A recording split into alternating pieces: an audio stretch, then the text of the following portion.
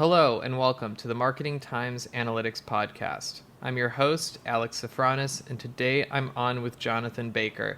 Jonathan, would you like to introduce yourself? Jonathan Baker. I'm one half of Punctuation, which is a small advisory consultancy that works with small to mid-sized marketing services companies, ad agencies, PR firms, digital firms. And I handle the mergers and acquisitions side, so deal with valuations, benchmarking, and then sell side, buy side searches. That's interesting. The selling and buying of companies in the marketing ecosystem. That's correct. Yeah, that's interesting. How did you get into this? What was your career journey like? It was not typical, but I doubt there are many typical. I started doing marketing strategy consulting, did that for 5 years, then left the corporate world to start a brewery and ran the brewery for 10 years. Now I've got 2 business partners running that day to day. But one thing that happened along the way, we had a potential buyer poking around, and I became really fascinated with the M&A process and saw a chance to work with the other half of Punctuation, who happens to be my father, David C. Baker, to help build out this part of the program. So I've been doing that for 4+ years now. Oh, very interesting. So, can you explain from a high level what the M&A process looks like? Sure. So in this particular field, it takes probably 6 to 12 months on average. It starts with getting a valuation done, developing marketing materials, and then going to market, which is effectively like dating. You're just having lots of first conversations with potential buyers. Some of those will hopefully progress. You'll get to a point where one of them will give you a letter of intent, which basically gives them a right to negotiate with you exclusively for the next 30 to 60 days. And then once the letter of intent is agreed upon, due diligence will happen, which is similar to due diligence on a house. And then hopefully you'll close. Yeah, that's interesting. I guess there's a few different places I could go here. This podcast is brought to you by Adverity. Are you struggling with marketing reporting? There is another way. With Adverity, whether you're working across 10 or 100 different marketing channels, you can effortlessly manage all of your marketing performance data in a single location to make reporting as easy as clicking a button. The Adverity solution also scales with your business, so as your business grows, the tool grows with you. So remove the stress of reporting and book a demo at adverity.com using the link in the description. Thank you. And now, back to the podcast. I'm curious, how many deals have you personally done in the M&A space with marketing companies? Yeah, so our firm has done about 140, and I've had my hand in probably 20 or so at this point. Nice. Okay, and from an industry perspective, would you say M&A activity has increased among marketing, I'll just say marketing companies overall, or how have you seen the trend happen over the last few years? Sure. Activity was really strong 2 years ago. Once interest rates started going up last year in 2023, I think that cooled a lot of the activity. And in addition, a lot of the marketing firms that we have worked with had pretty soft Q1s, Q2s last year, which kind of kicked them out of the market for the whole year. Through the summer and fall of last year, it was really slow. And then it has started to pick back up in winter of last year. And it's actually been really interesting because now it seems like we have more buyers than we do sellers. So it's a great time to sell. Multiples aren't what they used to be a couple years ago. They're still a little bit depressed, but I'm not sure if or when they'll ever get back to those kind of 2022, 2023 levels. And what if you're advising a company that wants to sell, at what point should a company be sold? What would you say are some indicators that they're ready? A lot of it comes down to the people. Age is a good indicator if you're nearing retirement age. And I would say just personal drive, gas in the tank would be a good indicator too. Running a professional services business where you've got sometimes little chance of recurring revenue can just be a grind. And sometimes it's the right time to get out just because you know that it can only go downhill. But on a more positive note, I think once you pass $1 million in EBITDA, which is pretty similar to net income in our field, then you start seeing the buyer pool increase. You start seeing multiples increase. And if you can maintain or grow past $1 million in EBIT with strong margins, 20 to 30%, I think that tells even more about how you run your business. Those would be two indicators that I'd look for. That's interesting. And then is there any difference when you're talking about the buy side? If somebody is considering buying a company, what should they be looking for from that company for a good investment? Yeah. So if it's for a good investment, you're looking for something a little more specific. You're looking for a company that has that's got strong senior leadership because you're going to lose your founder. A company that has a strong business development process in place, and it's a process that you could basically just pour gas on, right? And increase the number of leads pretty soon after acquisition. So I'd look for those two things primarily if I was looking just as an investment. But a lot of these buyers are not necessarily thinking about these investments as investments. They're thinking of them as ways to cross sell their existing clients or ways to shore up a weak data analytics department that they have, a way to break into the US market if you're in Eastern Europe. A lot of these are more strategic acquisitions, and the reasons can really vary depending on who the buyer is. Where do you see the most demand right now in terms of buyers? What kind of move are they making when they're buying a company in this space? I think right now you've got a lot of demand for digital firms and performance marketing firms, SEO, SEM, less SEO, but areas where you can have strong retainer clients where you're just rolling them over month to month and where you can easily track the success of what you're doing for clients. I think those are some pretty hot areas right now. Although I will say that doesn't mean there's no traction in these other categories. There seems to be pretty strong demand across the board right now. That's good. And how do you see that playing out in the future? The M&A volume, let's say, for these marketing companies, do you think it'll increase over the next few years? I do. I think once government figures out what it's going to do with interest rates and people can feel a little bit more secure about borrowing power and the state of the economy moving forward, you'll start to see more sellers enter the market as well. And then you'll have more debt buyers coming back on board. So I also think the pandemic in 2021 really took the wind out of a lot of folks' sails. And I think there's some, for good reasons, owners out there who don't want to put themselves or their firm through something like that again and will be looking to exit just for more kind of personal health reasons. Yeah.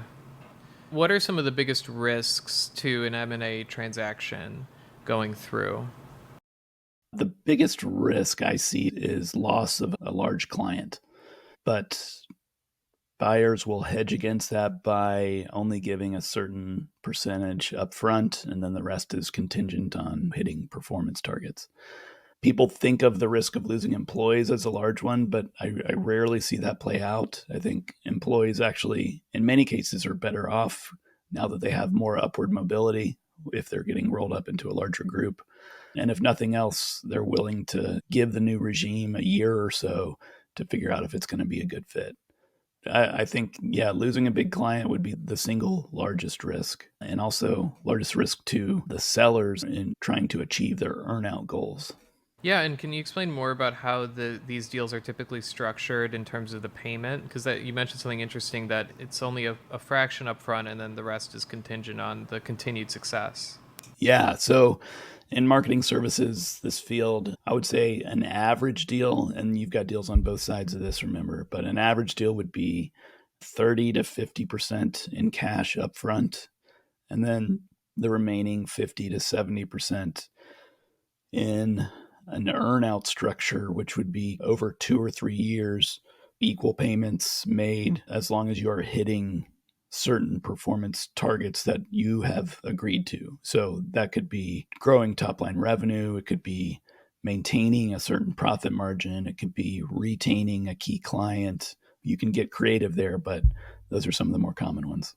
And when you said losing a key, like a big client, are you saying after the transaction happens, the big client says, I don't want to work with this company anymore, and that's why the deal falls through? Or is it like, at what point is the big company even finding out about this and possibly leaving? Yeah, this wouldn't be a reason the deal fell through because it would usually happen after the fact. If it's a very large client, you might tell them right before just to give them a heads up, but otherwise they're going to find out afterwards. For whatever reason, if there are conflicts of interest or they don't like working with the new staff or they just no longer want to work, they want to work with another smaller shop again. There are many reasons a client could leave, and that is the largest risk to continuing payouts. So let's say that the second half of the deal doesn't go through. So the first, there's cash up front for a portion of the company, but then the revenue, let's say there's a miss on the revenue target because let's say a big client falls through. Does that, what happens to the deal? Depends on how it's structured, but there are instances in which nothing happens. The seller gets $0 and has effectively given up half of the company for free. Better case scenario would be if you have negotiated so that it's not like an all or nothing cliff. And if you get 90% of the revenue target, you get 90% of the earnout and 80% and 80%. And so that would be a way to protect yourself a little bit against not being able to hit targets. Yeah, and I'm assuming you work with a legal team to work out the structure of this, or who do you work with to figure out the best? Yeah, usually we'll be the ones working on the terms at that level. And once we have those agreed to amongst both parties, that's when we would work with a legal team and a tax advisory team to pretty up the documents and bring it to fruition. Do you ever have sellers who ask for too much or maybe even too little? How do you agree on a good selling price for a company? It's a good question. And we have actually adopted our process in order to address that exact concern. So we will do a valuation for a company first and then walk them through the valuation and talk through, okay, if this is what we think your firm is worth, this is what we think we can go to market for, but I would just expect that we'll get negotiated down to this. And is this something you're comfortable with? Is this an achievable or a target that works for you because this is what we think is achievable? And if at that point we're too far off, it's no hard feelings and we can part ways. But that's a good way for both parties to make sure that we're on the same page. Yeah, that's great. Why did you get started in entrepreneurship? I think entrepreneurs can't really help themselves. There's no real, I just have always had ideas and wanted to make things work better. And I started my career as a consultant, and it was incredibly frustrating being the one looking at their business and making suggestions that I thought would make the business better and then seeing nothing happen.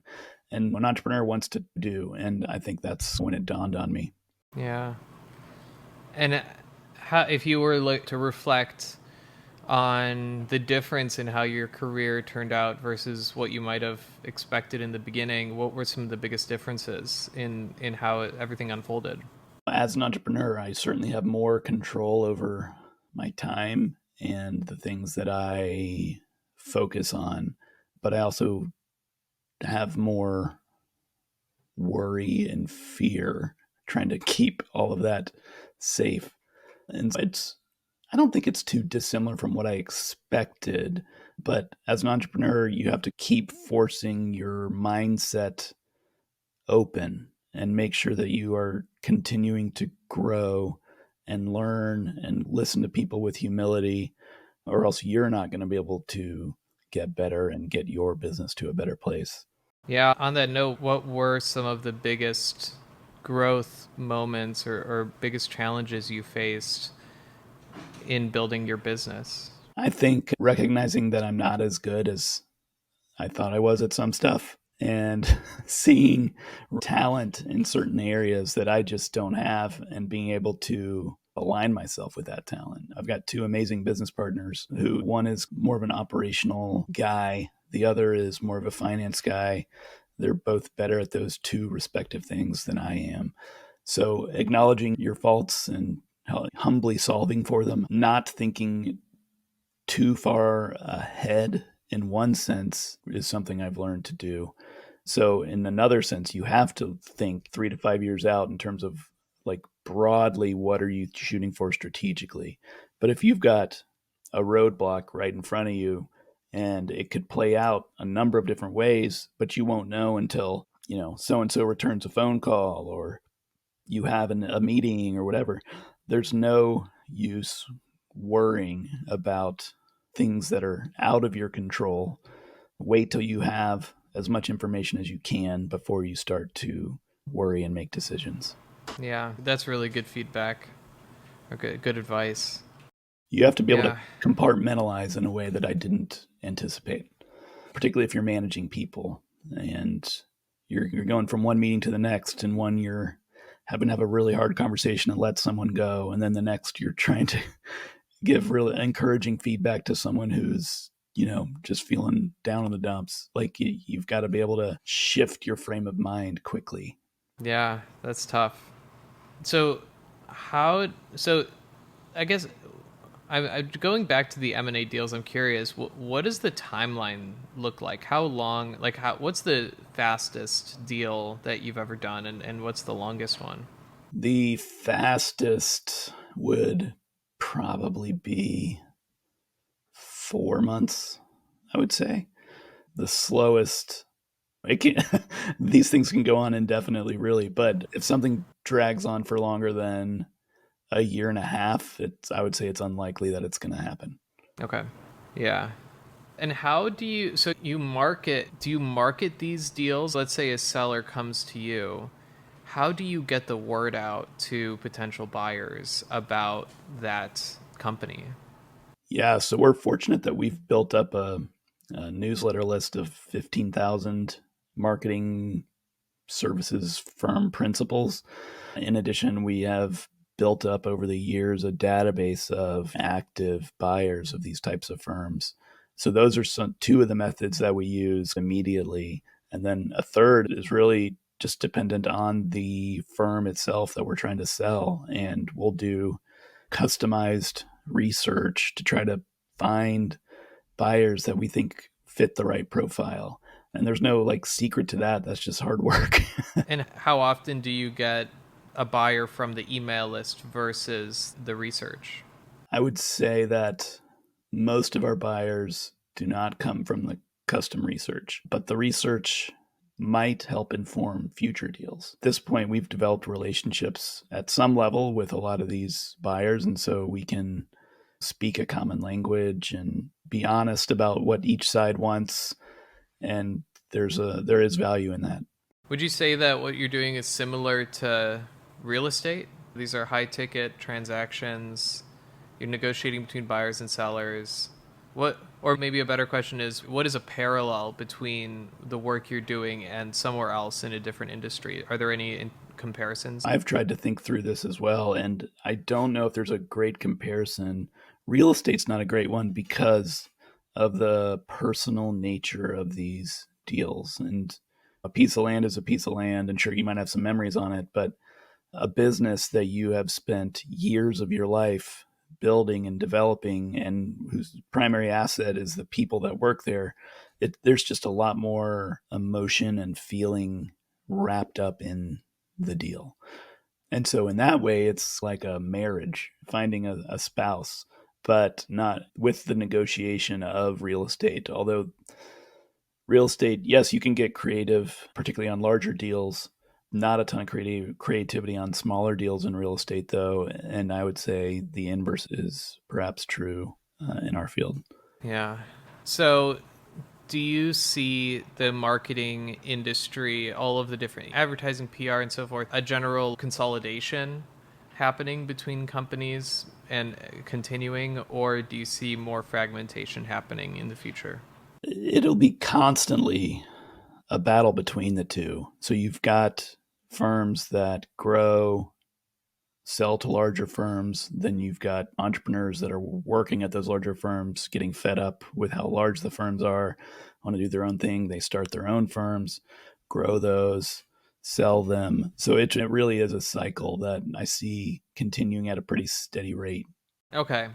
Yeah, because I was talking yesterday about telecom and how that industry is just so, it's like very consolidated. That's like the name of the game. It's like really hard to fragment that out, especially just because of the nature of it. There's such a big tech investment, and there's just a lot less competition. But I feel like in marketing, we'll always have a lot of competition and a lot of local players, especially when it comes to different cultures and geographies.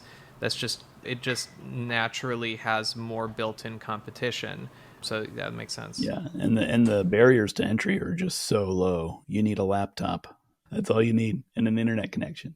Yeah, if okay, so if somebody was to start a marketing or some kind of any agency or any sort of services company that you would oversee that you've seen bought and sold, what would you say is the easiest one to start to get to a point of sale right now?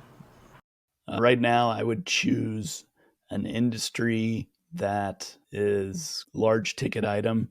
That could be electronics, it could be tech, it could be B2B tech, it could be medical services, and build a very specialized kind of lead generation performance marketing firm that only serves that industry. Okay. So so it's definitely something where the more niche you are, the better your chances are going to be to find a buyer that's interested in your company specifically to beat out the competition. Exactly. But not in terms of function, not niche in terms of functionality, because you're saying performance marketing, that's quite broad. There's a lot of different tactics that could fall into that, but you're saying the industry it serves to be very niche.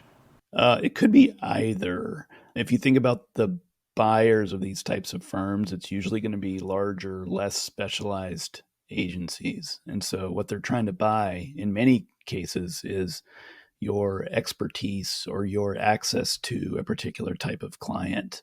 And so that could be a vertical industry niche, or it could be a horizontal, very specific piece of performance marketing, for example. And following that example, how would you hire a team to build value in the company in the biggest way? Would you hire people who are veterans in the industry? Start with that. Would you, or would it depend on the founder? How would you think about advising that? Yeah, you want to hire for your weakness, right? So that strong you can be together, but you also certainly want to hire for cultural fit. And usually that means cultural fit with the founder.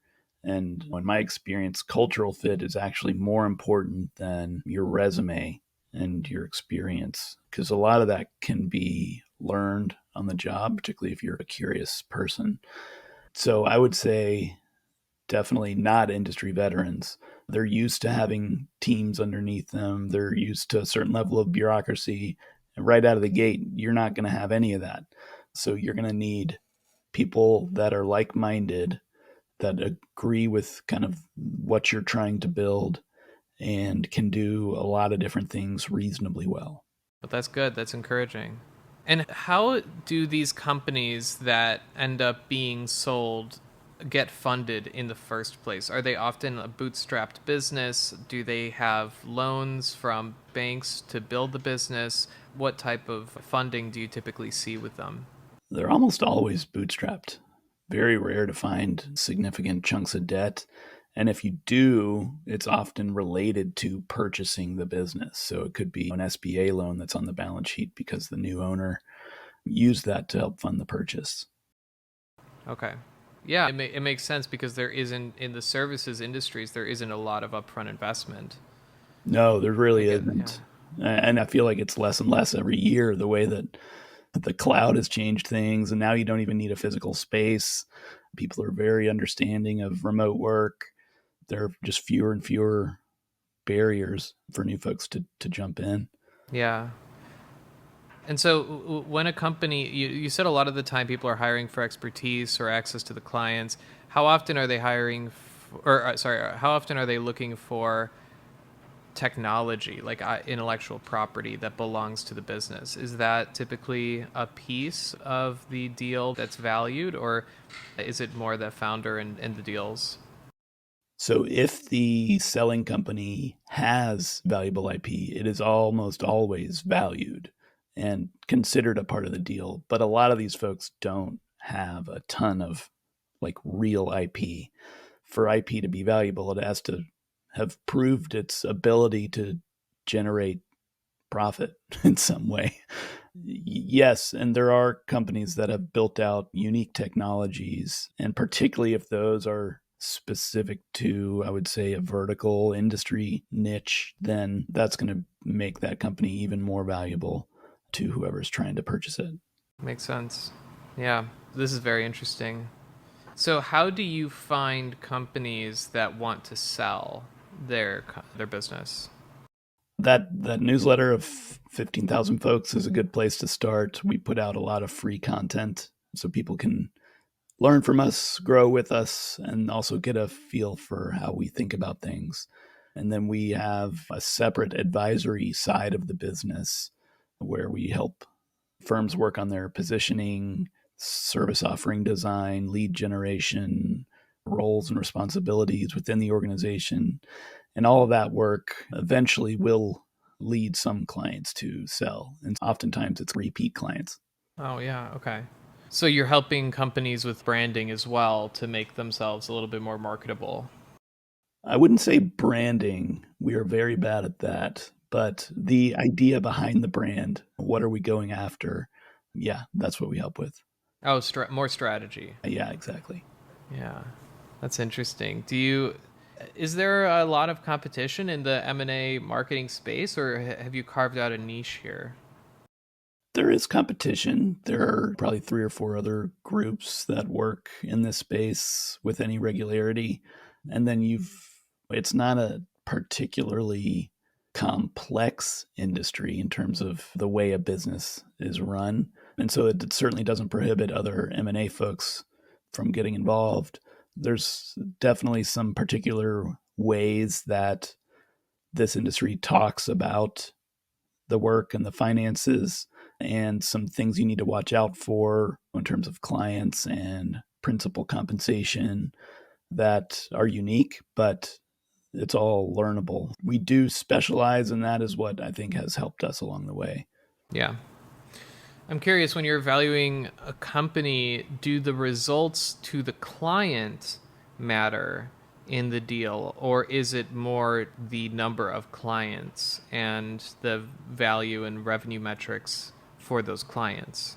It is not the results of the client. No, it's Okay. the latter. Yeah. Yeah, that's interesting. You would think that the company's pitch to the client would somehow influence it. If you had a company that was like really good at client management but didn't give as good results, and they might actually have a better valuation than a company that is worse at client management, maybe doesn't have as many clients but has really good results for those clients. Yeah, it depends on what you mean by results, but there I think the in a lot of ways these firms are also consultants to their clients, and so they are not responsible for implementing these recommendations, decisions. And there's so much political nonsense, bureaucracy, that it's just really hard to know if good work is actually always getting to the top. It's likely not. Yeah. Yeah, that makes sense. Yeah, marketing is very political. I think especially now because there's just a lot more money flowing into it than ever before. There's more places to advertise, there's more ways to advertise, there's more data. The industry is just growing so much. Yeah, and there's still so much politics around even how to value marketing, depending on the tactic. How do you attribute the results? So it makes sense that that's on the marketing firm to figure out, but the buyer cares more about what are the results in terms of clients that you have. Yes, and profitability of those clients. For a company that's the most profitable, what characteristics would they have versus a company that's less profitable from a sales perspective, like when the company's being sold? If I understand your question correctly, and interrupt me if I'm answering the wrong question, they would have a strong sense of their own value and not be afraid to charge what they are actually worth. They would have strong internal processes so that time and effort isn't wasted.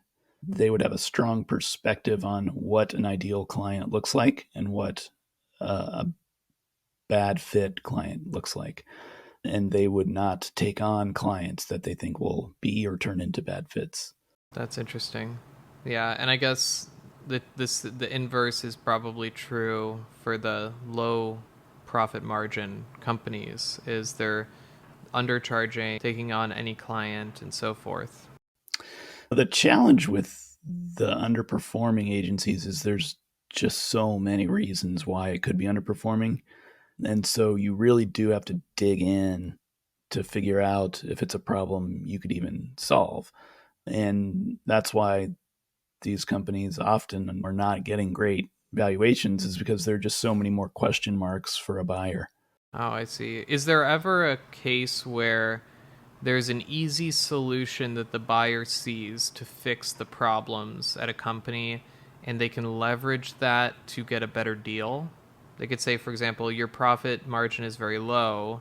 I know I could improve it. You might not have the ability to improve it right now, so I can get a discount on this company by buying it with that issue.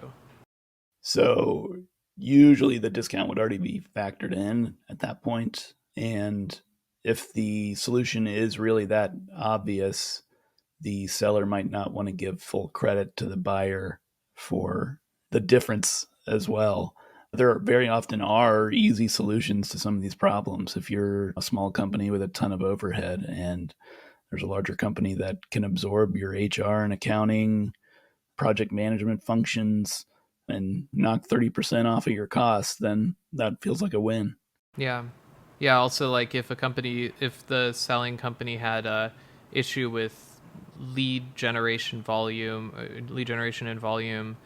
and the buying company had a lot of customers they could cross sell to, that could be something where they they have a point of leverage over that company where it would be more successful with the buying company.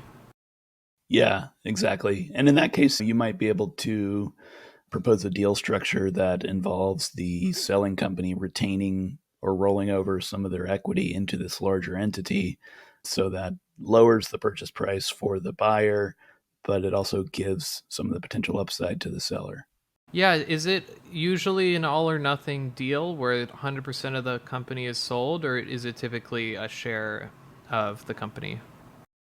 Yeah, I would say the most typical is all or nothing, but there's a decent chunk that involves some form of equity as well. Okay. Yeah. Makes sense. Yeah, this is great. I've learned so much. I do you can you share the your what is it? Your newsletter? Is there a way to get onto your newsletter? Yeah, absolutely. It's if you go to punctuation.com, you can sign up for the newsletter right at the top of the fold there in the purple box. Awesome. Thank you again, Jonathan. This has been so interesting, and I really appreciate you joining us today. You're welcome. And we have a little website set up for listeners of your show. So punctuation.com/MXA marketing X analytics. Yeah. And if anyone wants to get in touch, talk further, happy to help. Thank you. Thank you so much, Jonathan. All right. Thanks everyone for listening. We'll talk to you soon.